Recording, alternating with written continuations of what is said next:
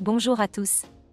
Aujourd'hui, nous plongeons dans le quotidien de Florie Gali, l'ex-vedette de Famille Nombreuse, la vie en XXL, qui a récemment partagé une mise à jour intéressante concernant l'éducation de ses enfants.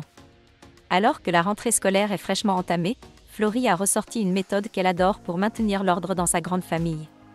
Voici ce qu'il faut savoir. Le mercredi 11 septembre, Florie Gali a dévoilé sur Instagram qu'elle avait réintroduit un outil qu'elle considère comme crucial pour gérer le comportement de ses enfants, le fameux tableau de comportement. Cette méthode, qui consiste à attribuer des cœurs ou des croix aux enfants en fonction de leur attitude au quotidien, est de retour après une pause. Mais pourquoi ce retour et comment ça fonctionne ?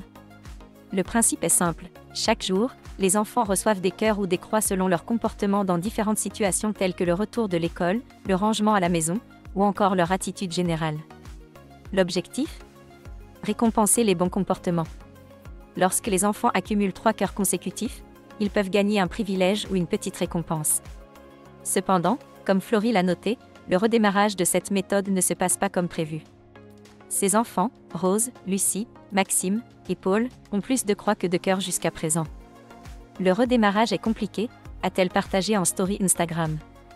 Mais Florie reste optimiste et croit fermement que les choses vont s'améliorer avec le temps.